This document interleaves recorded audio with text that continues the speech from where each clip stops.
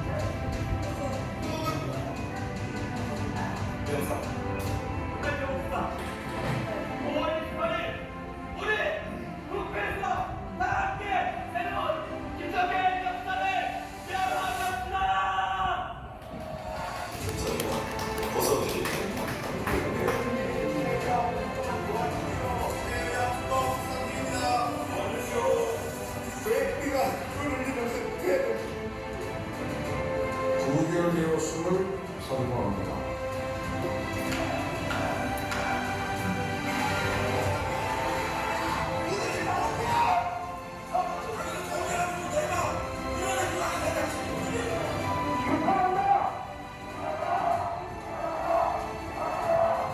국민의 명령이다. 특검으로 수사하라.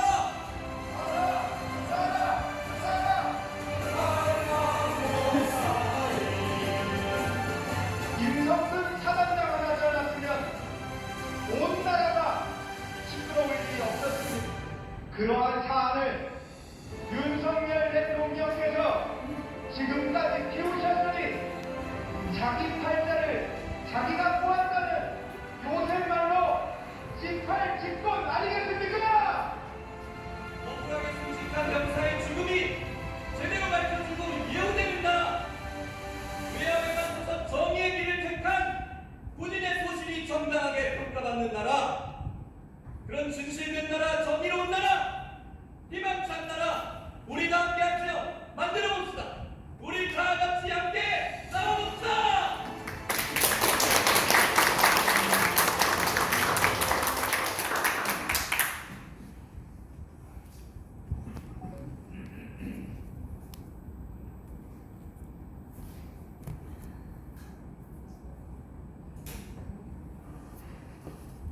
네, 제가 처음에 작년 여름에 변호사를 하고 있을 때였습니다. 7월 19일에 최혜령 순직 사건이 발생을 했죠. 뉴스를 듣고 그때 전우들이 모금도 같이 하고 했던 기억이 납니다. 그러다가 갑자기 박정훈 대령이 항명죄로 입건됐다. 경찰 이첩이 취소됐다.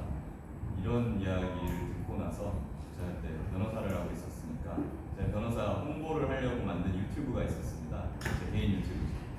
거기에 이제 이 사건을 한번 다뤄봤어요. 제가 좀 연구를 해봤더니 말이 안 되는 일이더라고요. 그래서 법률적으로 말이 안 된다는 걸 유튜브에 올렸더니 그때 이제 박전 해병대 분들께서 연락을 많이 주셔서 그때부터 광화문 용산에서 이제 집회를 하는데 참석을 하게 됐고 그때 만난 전우들과 같이 해병대 예비역 연대라는 단체를 만들어서 지금까지 활동을 해오고 있습니다. 다음 달이면 1년이 다 돼가는 것 같습니다. 그때만 해도 이렇게 오래 갈 줄 몰랐습니다. 처음에는 저는 대통령이 배우라고 생각 못했죠. 누구라도 생각 못했을 거예요. 그러니까 처음에는 그냥 임성근 사단장이 그냥 자기 좀 로비하려고 국방장관이나 뭐한 포스타 그 정도 되는 장군들한테 손을 썼겠거니 그 정도 생각했어요. 뉴스에 많이 나오면 대통령이 관심 가지고 뭐 정치권에서 관심 가지면 정리가 되겠지. 그렇게 그냥 생각하고 시작을 했습니다. 뭐 이거 그때는 저도 변호사로서 돈을 많이 좀 벌어야 되는 상황이 있었기 때문에 검사하다가 퇴직한 이유가 제가 딸이 둘입니다. 이제 학교 가고 또 외벌이여가지고 경제적인 그런 이유도 있고 해가지고 나와서 돈 열심히 벌어야지 하고 있을 때라 뭐 박정훈 대는 금방 명예목 될 텐데 한 두세 달만 이거 자원봉사 해보자 그런 생각으로 해서 지금 1년째 이러고 있습니다. 지방 경제적으로는 좀 상당한 타격이 좀 있는 상황입니다. 혹시 주변에 사건이 있으신 분?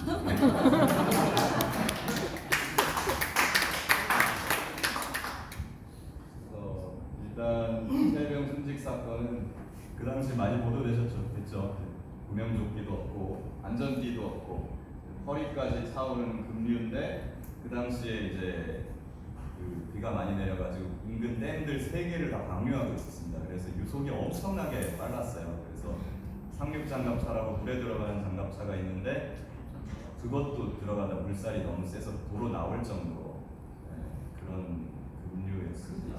그리고 후창물이기 때문에 물속이 전혀 보이질 않습니다. 그런 상황에서 도대체 왜 들어갔을까? 그런 의문을 굉장히 많이 가지고 있었어요. 누구 때문입니까? 모두가 알고 있죠. 임성근 사단장 때문입니다. 안전장비도 없이 처음에는 이게 실종자 수색으로 보낸 부대도 아니었습니다. 그냥 수해 복구 작전, 그러니까 이제 수해가 났으니까 뭐 이제 잔해물이나 이런 거 치우고 부서진 것들 쓰레기 치우고 뭐 다시 지어주고 하는 그런 육상 작업들 위주로 부대를 파견했기 때문에 삽이랑 마대 이것만 가지고 왔습니다.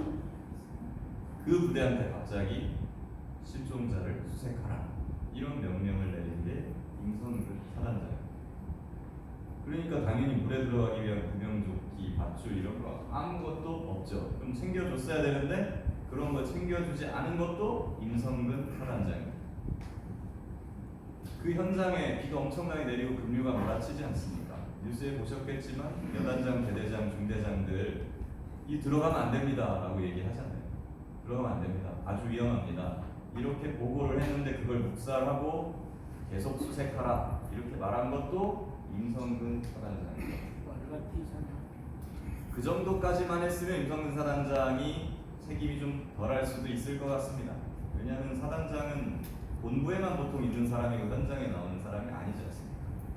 그럼 뭐 대대장이나 여단장이 현장에 있는 사람들이 적절하게 판단하에 물에 들어가지 말아라 이렇게 지시를 할 수도 있었을 거예요.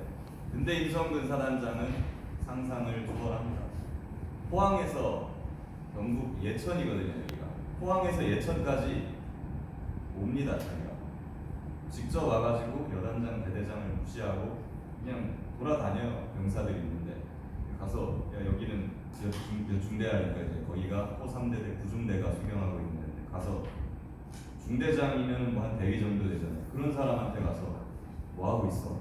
네 지금 수색을 하기 위해서 지형 정찰이랑 안전 진단을 하고 있습니다. 지금 당장 투입시켜라. 아니 정찰을 하고 안전 진단을 한 다음에 병사들을 투입을 시켜야 될 거 아니에요. 다 생략하고 당장 투입을 시켜라. 이렇게 지시를 한 게 임성근 사단장입니다. 근데 자기가 무슨 중대장, 대대장 같이 현장을 돌아다니면서 이래라 저래라 명령을 내린 사람입니다. 그리고 그 다음날 어떻게 됐습니까? 아침 뉴스 브리핑을 봤는데 물에 들어가가지고 병사들이 다 수색을 하고 있는 그 뉴스를 부하로부터 보고받고 그 사진을 보고 나서 본보 활동이 훌륭하게 이루어졌구나 이렇게 칭찬하고 동명한 게 임성근 사단장이에요. 누구 책임입니까 이게? 당연히 임성근 사단장 책임입니다. 박정훈 대령도 처음에 내려갈 때는 사례 포항 이제 수원 화성 사령부에서 이제 사고 난 예천으로 내려갈 때는 사단장까지 책임이 있을 거라고 본인도 생각을 못했다. 보통 그렇지 않습니까? 근데 내려가서 조사를 해보니까 뭐 중대장, 대대장 물론이고 부사관들, 병사들 전부 다 임성근 사단장을 욕하고 지목을 하더라는 거예요. 그러니까 박정훈 내각이 와 이거는 있을 수가 없는 일이다. 그래서 임성근 사단장을 입건을 한 거죠. 그래서 경북경찰청으로 임성근 사단장을 포함한 8명의 지휘관을 입건해서 이첩을 한 것입니다. 임성근 사단장이 뭐라고 말합니다. 본인은 국가가 필요할 때 군말 없이 죽어주도록 훈련되는 존재다. 기소가 한마디 한 말씀은 미친놈이죠. 미친놈입니다. 자기가 국가입니까? 이게 무슨 전쟁 상황이었습니까? 북한군이 쳐들어왔나요? 실종자를 수색하는 대민지원 상황이었습니다. 그런 상황에서 왜 병사들의 목숨을 위험한 데 그렇게 희생을 시킵니까? 심지어는 살아있는 사람을 구조하는 작전도 아니었어요. 휩쓸려서 숨진 실종자들의 시신을 찾는 작전이었잖아요. 그런 상황에서 그런 급류에 들어가서 사람을 죽게 해놨으면 당연히 본인이 책임을 져야죠. 그게 상식 아니겠습니까? 그런데 지금까지도 사직서를 못 내겠다. 청문회 때 그런 말을 했죠. 제가 뒤에서 뒤통수를 갈겨버리고 싶습니다.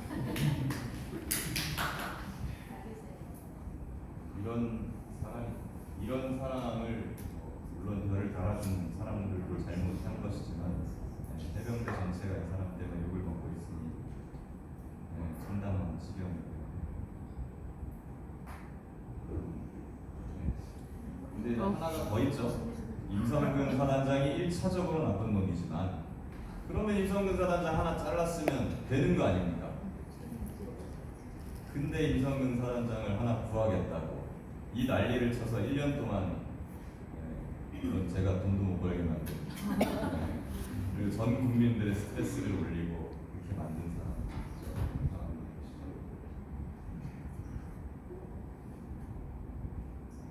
지금까지 손 떼라. 그리고 직원들 빨리 석방시켜라. 그다음에 압수수색 전부 돌려줘라. 이렇게 자꾸 뭔가를 따지고 수사하는 사람들이 느끼기에 이게 좀 정당하고 합당하지 않고 수사하는 사람들은 그런 것을 왜 하려고 느낍니다.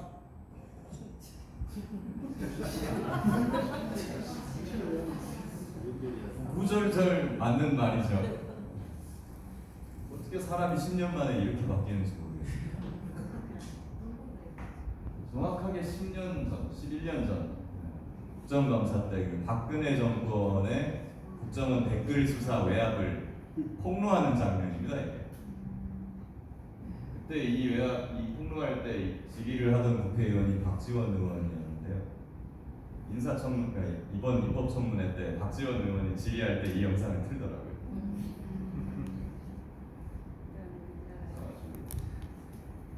딱딱 맞아 떨어지는 게 아니었을 수 없습니다. 손 떼라, 보직피. 직원들 석방시켜라, 임성근 복귀시켜라. 압수물건 돌려줘라, 이첩기록 회수해라. 어떻게 본인이 한 걸 그렇게 이렇게 똑같이 따라할 수가 있는지 이해를 할 수가 없습니다. 윤석열 대통령이 처음에 여기에 개입을 했다는 얘기는 작년부터 있어 왔습니다. 왜냐하면 박정훈 대령이 그렇게 말을 했거든요. 그때는 아무도 안 믿었습니다. 윤석열 대통령이 경로를 하면서 무연히로 사단장을 처벌하면 누가 사단장 할 수 있겠냐 이렇게 해서 이 사건이 다 시작된 거다라고 했을 때 아무도 안 믿었어요. 변호인인 저도 솔직히 처음에 반신반의했습니다. 진짜로 대통령이 투스타 사단장 하나 살리려고 이렇게까지 한다고? 너무 말이 안 되잖아요. 그리고 그러니까 해병대 사령관, 국방부 장관, 정부 여당 쪽 인사들이 박정훈 내용 보고 망상이라고 그랬습니다. 정신병이거든요. 박정훈 대령 자기가 살기 위해서 없는 말을 지어낸 것이다. 이렇게 말을 했었어요. 근데 그게 언제 밝혀집니까?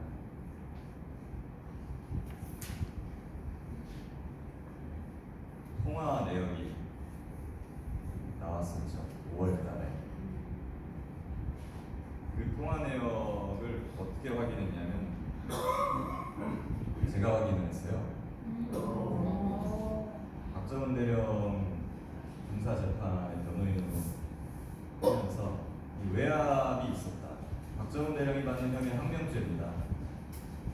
장관의 정당한 명령을 위반했을 때 항명죄가 되는 거거든요. 여기서 중요한 건 정당한 명령. 그러니까 정당하지 않은 명령은 들을 필요가 없는 거죠. 그래서 저희 변호인단의 전략은 정당하지 않은 명령이다라는 것을 입증하는 데 주력을 했고, 그러니까 수사 외압이 있었다. 수사 외압에 의한 명령이면 그건 정당한 명령이 아니잖아요. 외압을 입증하는 데 주력을 했고, 그래서 김계환 해병대사령관, 이종석 국방부 장관 이런 외압을 내린 라인들의 통화 내역을 저희가 군사법원에 신청을 했습니다. 그래서 통신사로부터 회신을 받았어요. 근데 군사법원이 먼저 그 회신을 받고 저희 변호인단에다가 그걸 넘겨줘야 되는데 그걸 허가를 안 해주는 거예요, 재판장이. 그거 보통 하루면 허가 다 해주는 데가 질질 끌더라고요. 거의 한 일주일 가량. 그러다가 어떤 일이 있었냐면 특검법이 21대 국회 때 부결됐어요. 최종 부결. 거부권 행사하고 재의결할 때 부결됐죠. 하늘이 무너지는 줄 알았어요. 그래서 힘이 쫙 빠지더라고요. 힘이 빠진 상태로 그냥 그때 이제 언론 인터뷰가 있어가지고 그쪽으로 MBC로 이동을 하고 있는데 갑자기 이제 기자들이랑 다른 변호인분들이 전화를 엄청나게 주시는 거예요. 힘없는데 왜 자꾸 전화를 해요? 하더니 통화 내역이 군사법원에서 그 열람 등사 허가가 됐는데 빨리 좀 달라. 그러니까 미리 좀 그걸 허가를 해주지. 부결이 되고 나서 허가를 해준 거예요. 그 직후에. 그래서 그걸 받아봤죠. 받아봤는데 또 난리가 나요.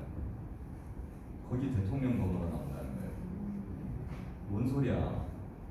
그래서 그 의심되는 번호가 있다는 거예요. 그래서 그 번호, 거기는 통화 내역에는 윤석열 이렇게 써 있진 않아요. 010 뭐 땡땡땡에 땡땡땡땡 번호만 써 있어요. 그건 당연히 그 누구 번호인지 모르잖아요. 그래서 그냥 아는 기자로 오래 한 형님한테 그 번호를 주고, 형님 이거 번호 누구 건지 한번 찍어봐요. 연락처에 해볼게. 연락처 검색을 해서 그 형이 자기 연락처를 캡처해서 저한테 보내줬거든요. 윤석열 검찰총장 이렇게 찍혔고, 검사 시절부터 썼던 핸드폰 번호. 그 번호로 누구한테 전화했죠? 이종석 국방장관한테 전화했죠. 그리고 저희가 또 신청했어요. 또 신청해서 받으니까 임기훈 국방비서관한테도 전화하고 신범철 국방차관한테도 전화하고. 차관한테 왜 전화했어요? 그때 이종석 장관이 우즈벡 출장 가 있었어요. 차관한테 대신 나가면서. 이게 나오면서 또다시 바빠지기 시작합니다. 대통령 개입 의혹이 어느 정도 물증으로 확인되는 순간이었지 않습니까? 그래서 다시 21대 때는 특검이 안 됐지만 22대에는 반드시 특검을 해서 이 수사 외압의 실체를 밝혀보자. 통화한 내역은 나왔지만 통화에서 뭐라고 했는지 그거 한번 밝혀보자. 이런 거는 변호인단에서 못합니다. 특검을 해야지만, 소환 조사를 하고 압수수색을 해야지만 밝혀낼 수 있습니다. 그때 대통령이 전화해서 뭐라고 했는지. 그래서 특검을 하기 위해서 저하고 해병대 위원회는 뛰고 있습니다. 특검법의 필요성에 대해서 제가 정리를 한 게 있습니다. 앞으로 민주당에서는 당원들은 누가 특검에 대해서 물어보면은 너 특검 당연히 해야 돼. 윤석열이 개입했잖아. 여기까지만 말하면 잘 말 안 듣죠. 뭔가 좀 그럴싸하게 말을 해줘야 될 거 아닙니까? 그래서 요 말을 기억을 해뒀다가 써놓으십시오. 신통공안. 신통공안. 앞글자만 땄어요. 신속, 통합, 공정, 안보. 이 네 가지를 위해서 특검이 필요한 겁니다. 신속.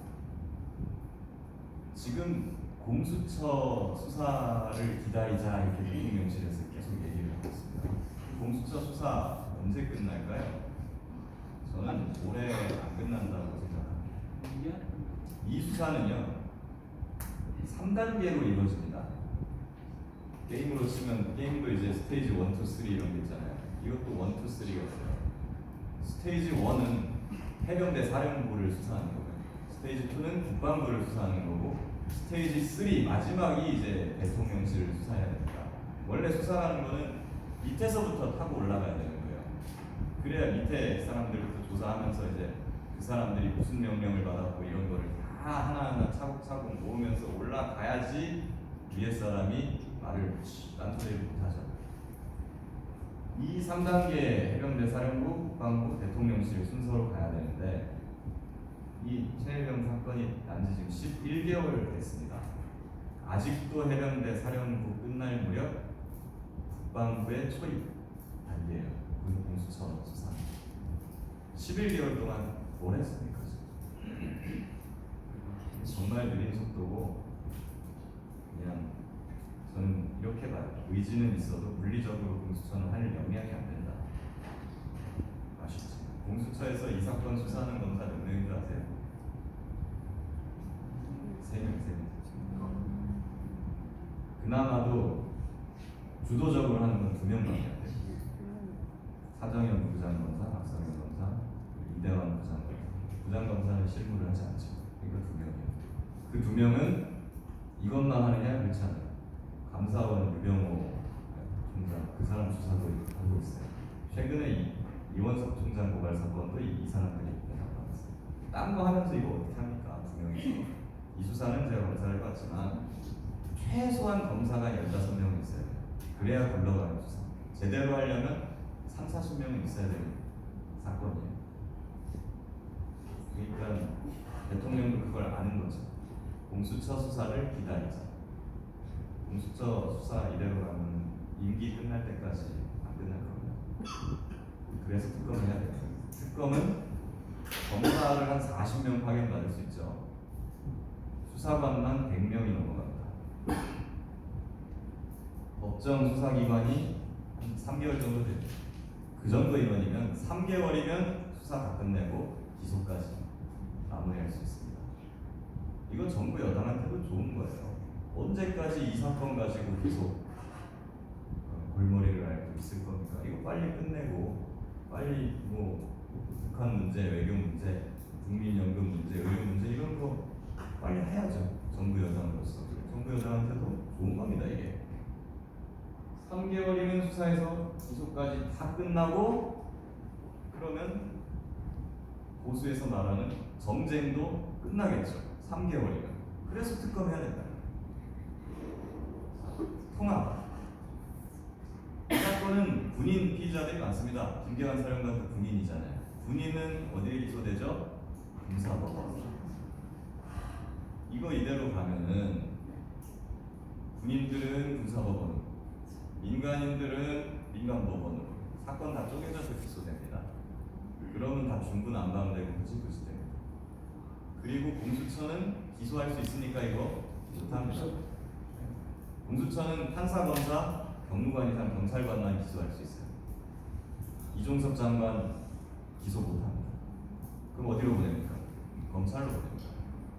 중앙지검으로 보내요. 공수처 중앙지검으로 보내면 중앙지검장 지금 누구예요? 윤 대통령 측근이잖아요. 거기서 도이치 수사처럼 또 뭉개면 어떻게 합니까? 그렇기 때문에 군인도 기소하고 한꺼번에 재판을 할 수 있는 특검이 필요한 것이고, 검찰 손 안 놓치고 기소까지 끝낼 수 있는 특검이 반드시 필요하다는 겁니다. 공정한 특검. 이거 뭐 말할 필요가 없죠. 검찰총장 대통령이며, 경찰도 대통령이며, 공수처장도 대통령이며, 대통령이 영향력을 행사할 수 없는 유일한 수사기관 특검밖에 없습니다. 공수처 수사는 그 다음 검찰로 넘어가겠죠. 그리고 지금 최혜병 사망 사건 임성근도 경북경찰청에서 하고 있는데, 그 수사 설령 결론이 난다고 쳐요. 그걸 누가 믿어요? 그 수사 결과를 납득할 수 없잖아요. 그러니까 국민 모두가 납득할 수 있는 수사 결과를 내려면 대통령이 관여할 수 없는 수사기관에서 해야지 납득할 수 있는 겁니다. 그래서 공정한 특검이 필요합니다. 그리고 안보를 위한 특검 필요하죠. 지금 전위는 물론이고 해병대, 우리나라에서 제일 큰 해병대 단체가 해병대 전후의 중앙회입니다. 몇십 년 동안 이어져 왔었죠. 근데 거기는 역대 사령관들이 총재를 하고 있고 사실상 이제 보수 반전 단체 같은 역할을 하고 있는 곳인데 그 해병대 전후의 중앙회조차도 지금 사령관하고 임성근은 잘라라 이렇게 얘기를 합니다. 공식적으로. 특검 얘기는 못해요. 쫄보들이랑. 그 대신에 해병대 사령관이랑 임성근은 잘라야 된다 이 말은 해요. 왜 그러겠어요?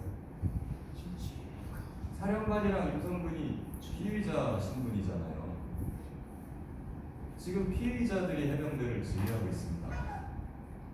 그 사람들이 여기저기 불려다니고 자기 혐의 사실 연루하기 바쁘지. 지금 백령도에서 무슨 일이 벌어지고 있는지, 연평도에서 뭐가 벌어지고 있는지 이게 눈에 들어오겠어요? 김성근 사령관이 안 됩니다. 그래서 빨리 교체해야 됩니다. 그리고 이 사건 이후로 해병대도 현역들 반으로 쪼개졌습니다. 김계환 사령관이잖아요. 이게. 친계환, 반계환 반으로 쪼개졌어요. 임성근 때문에 그래요. 이제 해병대 대대장, 여단장, 중대장들은 이런 말까지 해요. 자기 상관이 불러가지고 명령을 하면은 그걸 녹음한대요. 믿질 못하는 거예요. 언제든지 이 사람들이 이렇게 명령해놓고 사고 터지면은 나한테 책임을 다 뒤집어 씌우고 자기는 빠져나가겠구나. 임성근이 보여준 전형적인 모습이지 않습니까? 그래서 중간 간부들이 상관을 믿지 못합니다. 해병대를 이렇게 만들어놨어요. 이런 상황에서 북한이 쳐들어오면 연평 해전, 연평 포격전 이런 것들이 다시 일어난다고 하면 끔찍한 일인 거죠. 그렇기 때문에 해병대를 원상복구 시키려면 김계환, 임성근 빨리 자르고 정상적인 책임질 줄 아는 우리 박정훈 대령이나 이용민 중령 같은 그런 사람들이 지휘하게 혁신을 해줘야 됩니다. 안보를 위해서도 특검이 필요한 거죠. 그래서 신속통합 공정안보, 신통공안 잘 기억하셨다가 주변에 만나시면은 꼭 써먹으십시오. 한 가지 더 있어요. 특히 이 지역은 더욱 이런 게 많이 있을 것 같아요. 해병대들도 저희가 이렇게 활동을 하다 보면은 보수 쪽 성향을 가지신 분들이 이렇게 말해요. 이 사건은 박정훈 대령이 항명을 한 사건이고 해병대 수사단은 수사권이 없는데 월권을 한 것이 본질이네. 제발 정신 좀 차리게. 이런 말들 하세요. 제 장인어른이 거제도 분인데 제 장인어른도 이러잖아요. 그래서 제가 교육을 좀 많이 시켰어요. 장인어른 그럼 어쩔 수가 없는 거죠. 뭐 동네 향후회나 동창생들 만나러 가면 그런 소리만 듣고 오는 겁니다. 그래서 그 주장을 반박을 해야 되잖아요. 다 틀린 주장 같거든요. 수사권이 없다는 게 그쪽 주장의 핵심이에요. 근데 수사권이 없지 않습니다. 군사법원법이 개정이 되면서 군 내부의 사망 사건은 민간 경찰로 관할이 넘어간 거는 맞아요. 맞는데 수사권이 그런 군사 경찰이 없어졌느냐? 그건 아니에요. 여기 보세요. 이 현행 군사법원법입니다. 군검사, 군사경찰관은 범죄 혐의가 있다고 생각하면은 범인 문제 사실 증거를 수사하여야 한다. 돼 있잖아요. 수사권이 있는 거예요. 다만 수사 과정에서 재판권이 군사법원에 없는 범죄를 인지하면 민간으로 이첩해야 된다 이렇게 돼 있어요. 재판권이 군사법원에 있지 아니한 범죄라는 것은 군내 사망 사건, 성폭력 사건을 말합니다. 그리고 수사하는 과정에서 라고 되어 있잖아요. 수사권이 있는 걸 전제하고 있는 겁니다. 관할이 없는 거죠. 수사권이 없는 게 아닙니다. 그래서 박정훈 대령은 세 명이 사망했으니까 수사에 착수했고 수사를 하는 과정에서 임성근 등등 지휘관들의 업무상 과실치사 범죄를 인지하게 됐어요. 인지하니까 즉시 뭐 했어요? 경북경찰청으로 이첩했죠. 법대로 한 거잖아요. 뭐가 문제나요? 박정훈 대령이 수사하는 시간이 한 일주일 정도밖에 되지 않습니다. 이걸 놓고 자꾸 수사권이 없는데 박정훈 대령이 월권한 거야라고 하는 저희가 뭐예요? 수사가 아니고 자꾸 조사라고 해요. 수사 외압을 정당화하려는 목적입니다. 수사가 아닌 걸로 자꾸 만들어야지. 그래서 자기들이 그거를 수사가 아닌 월권을 하는 거를 바로 잡으려고 하는 것이다. 대통령이 이런 정당한 논리를 만드는 거예요. 그러기 위해서 수사권이 없어야 되는 거예요. 그러니까 이런 논리를 자꾸 퍼뜨리는 겁니다. 수사권이 없어요. 또 하나 예를 들어 간단한 예예요. 우리 민간 경찰은 군인에 대해서 관할이 없습니다. 군인들은 다 군사 경찰에서 수사를 하잖아요. 우리 여기 예를 들면 동네 경찰관이 순찰을 돌다가 군인이 음주운전하는 걸 발견했다고 쳐요. 수사 안 합니까? 놔둬요 그걸? 당연히 잡죠. 당연히 잡고 체포해서 수사하고 군사경찰로 이첩하죠. 네. 그 대통령실이나 아니면 이 논리를 만들어낸 그 국민의 유상범 의원님 뭐 그런 분 말에 따르면 그 민간경찰 월권한 거예요. 야, 그 군인에 대해서 수사권도 없으면서 군인을 왜 잡아? 그러면 경찰관 그 군인이 범죄 저지른 걸 보고 그냥 손 놓고 있습니까? 창원 경찰은 그럼 뭐 부산으로 가면 수사 못 하나요? 열심히 저기 이제 명지 쪽에 살았으니까 그 강한남 넘어가는 창원이죠.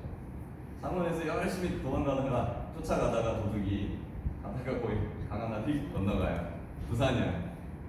그러면 또 쫓다가 맙니까? 나는 부산에서 수사권 없어. 여기서 그냥 이렇게 말아요? 아니죠. 수사권이라는 건 관할 상관없이 할 수 있어요.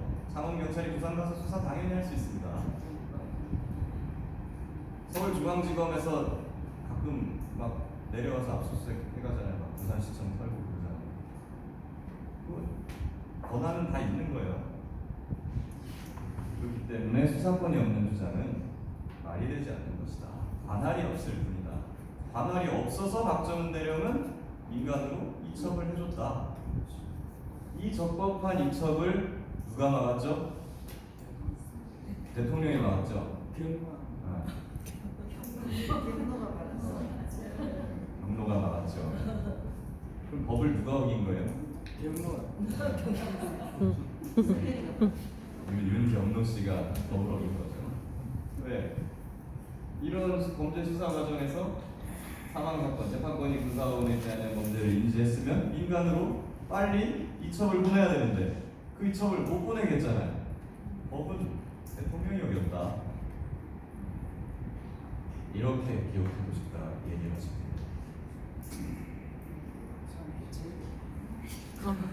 그리고 또 1월 달부터 한동훈을 쫓아다녔습니다. 한동훈한테 문자도 많이 보냈어요. 선배님 말하면서 제발 좀 도와주세요. 혹시나 넘어올까봐. 안 넘어오더라고요. 근데 이번에 갑자기 이상한 주장을 합니다. 특검 거부할 수 없다. 그리고 자기가 당대표 되면은 특검 발의하겠다. 다만 이제 추천을 대법원장이 하는 걸로 하겠다. 물론 진일보한 주장인 건 맞습니다. 이전의 주장에 비해서 굉장히 획기적인 건 맞는데 그걸 좀 진작에 하시죠. 저희는 총선 전에 제가 속한 해병대 예비역연대는 국민의힘 당원들도 많이 있어요. 보수 지지자들도 많은데 저희가 경론을 많이 벌였거든요. 국민의힘에서 만약에 특검 받는다 그러면 어떡할래? 민주당 계통 사람들은 그래도 안 돼, 그냥 가야 돼. 국민의힘 쪽 사람들은 그러면 당연히 우리는 해산하는 거지. 그래갖고 결론적으로는 우리가 결론 낸 게 특검을 지지해주면 우리는 누구라도 다 함께 할 수 있다. 그래서 이제 한동훈한테 자꾸 보낸 거예요. 한동훈이 이걸 찬성해주면 우리는 여기 쫓아다니면서 우리가 도와주겠다. 그래서 저희가 이준석하고도 협조를 많이 하고 있는 거예요. 자, 한동훈의 특검법 찬성 주장은 어디가 틀렸을까요? 저는 두 개가 틀렸다고 봅니다. 첫 번째, 대법원장 추천이 틀렸어요. 역대 대법원장이 추천한 특검치고 성공한 특검이 하나도 없습니다. 왜 그러고 있습니까? 대법원장은 저하고 제가 지금 있는 로펌에 대법원장 비서실장을 했던 판사님이 계신데 그분이 그러더라고요. 자기가 비서실장 할 때 특검을 2번 추천했대요. 대법원장이. 왜 실패하느냐? 대법원장은 항상 자기가 추천하는 거기 때문에 격을 따져요. 누가 특검이 되느냐. 그러니까 수사를 잘할 수 있는 사람이 특검을 해야 되는데 그런 거는 안중에 없고 그냥 대법원장이 하니까 뭔가 격이 있어야 돼. 그런 인품이 높아야 돼. 이런 걸 자꾸 따져. 그러다 보면은 어디 뭐 법원장을 한 사람, 그런 이제 판사 출신 이런 사람들만 추천을 하는 거예요. 그런 사람들 정치인으로 빗대면 누가 있을까요? 김진표? 김진표장님. 그럼 격이 높으시죠. 그런 분들을 추천하는 거예요. 그런 분들이 특검으로 들어오면 그 수사가 제대로 되겠어요? 격 따지다가 세월 다 흘러가고 위야무야 되고 망하는 겁니다. 그걸 노리는 거예요. 이건 대법원장은 절대 아니에요. 대한 변협이 추천하는 것까지는 저는 그것까지는 받아줄 수 있어요. 대법원장은 두 번째 논리는 뭐가 잘못됐어요? 자기가 당대표 되고 나면 하겠다고 했어요. 그러니까 안 되면 안 할 거예요. 설령 당대표가 되면 언제입니까? 7월 말로 알고 있습니다. 제가 7월 말이면 통신기록 다 날라갑니다.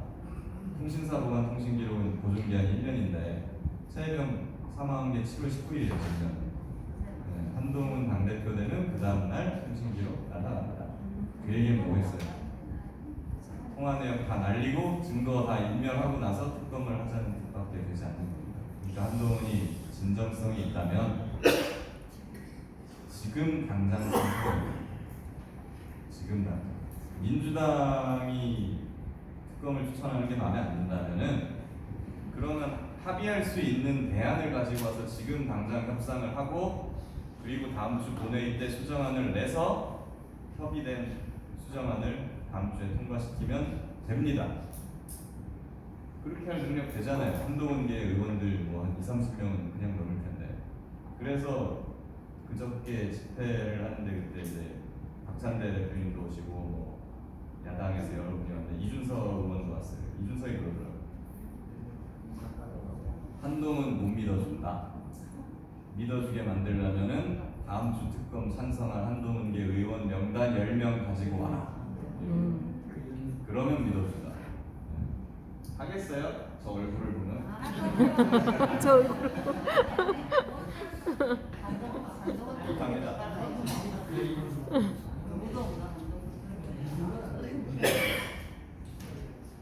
제가 준비한 것은 여기까지입니다.